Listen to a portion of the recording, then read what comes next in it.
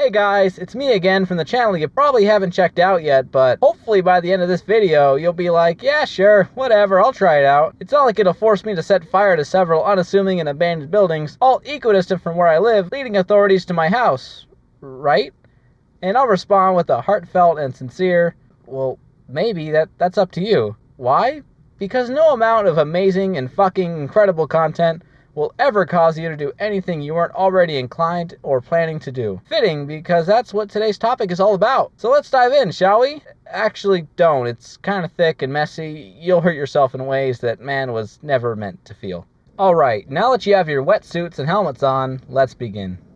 The long-standing contention that violence in video games is a catalyst to violence in the outside world has been held by the real-world versions of sitcom TV dads and out-of-touch political squares who would rather see America regress their entertainment back to stick rock and wholesome family beatdowns. It's also bullshit, so complete and utter that even 9/11 truthers should be asking everyone to calm the fuck down about what kids do with their free time. That is, if they weren't so busy making cartoonish claims about the integrity of steel versus jet fuel. The people who are in opposition of video game violence are a lot like conspiracy theorists, only more delusional and less fun to talk to at social gatherings. I mean, I guess you can sort of see where they're coming from on their side of the issue. Violent crimes exist, kids are impressionable, and kids play games with violence. To our fictional strawman sitcom TV dad, the math is just too easy. To them, even a kid could do it.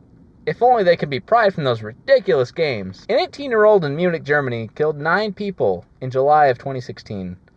The media took no hesitation in telling you that he was a fan of first-person shooter games, yet they quietly buried the key information like that he was mentally troubled or obsessed with mass shootings and would visit the sites of past shootings with the same fondness as someone would have returning to the place of their first kiss. This guy had more troubles than him playing Counter-Strike. But the answer to the violence is obvious to our TV sitcom dad. That shooting wasn't the rare product of a dangerous, unchecked individual with a peculiar obsession to tragedy. Oh no. It was that blasted game box with the shooting and blood and profanity. I'll bet each one of those interweb players has an erection right now just thinking about violence. Back in my day, we would do violence when it was necessary, not because glowing game boxes convinced us to, and we only got an erection as a defense for attackers who got too close. They'll say, with their nostalgia filter set to blinding, that was my impression of them. Sorry. To any scene in life, there are thousands of variables involved, and among those, there are thousands more influences on those variables. But it may be due to certain errors in the brain like the fallacies of composition and division, which, simply put, could lead someone to assume that something true for one part of a whole is true for the rest of the whole. For example, over 90% of kids and teenagers play video games, but if 0.01% of those players cause a ruckus, it'll be assumed by a TV dad that the other 89.99% must be getting ready to burst too, which isn't the case, as evidenced by our ability to look out a window without seeing the world being ravaged by a GTA 5 playthrough reenactment. That sort of mental error falls very neatly into the fallacy of single cause, or causal oversimplification, which will overlook those thousands of variables and influences that we just talked about, and attribute the fault to one single cause, which could very well be the reason video games are under the bus more often than asphalt. We as people don't have a good grasp on why violence would happen without a real reason. In the case of a mass shooting, everyone will scramble to find a reason for the violence because one thing us humans seek in the wake of tragedy is closure and understanding. And that is huge for this concept. There is no singular cause for it, but the media will ignore that and cherry pick the most profitable reason out of the hundreds. Remember that. Popular culture of any time period always featured violence, to varying and alarming degrees, but it always seemed to be overlooked since I guess history gets a free pass to be fucking ridiculous. And maybe that could be because we've had decades and centuries to understand some of the concentrated crazy and file it all away under stupid shit they did in the past that we know kids won't try to do themselves. I mean, it's not like anyone's sitting around scared that the children are gonna rampage through the cities after hearing about slavery. Video games get that stigma in some cases because they haven't had the chance to give people who haven't played that level of understanding or trust. To the certain, sometimes influential outside observer, a violent video game is the evil piece of technology developed by sadists to transform otherwise normal kids into murderous monsters by allowing them to simulate horrific, violent crimes. And, I mean, maybe I'm wrong, but not as wrong as the argument that video games are forcing its players into lives of crime and detached sociopathic violence. And how am I so confident that it's wrong, aside from my other points? Well, you see, not only is TV Dad's argument false, it's also kind of backwards. Let me explain.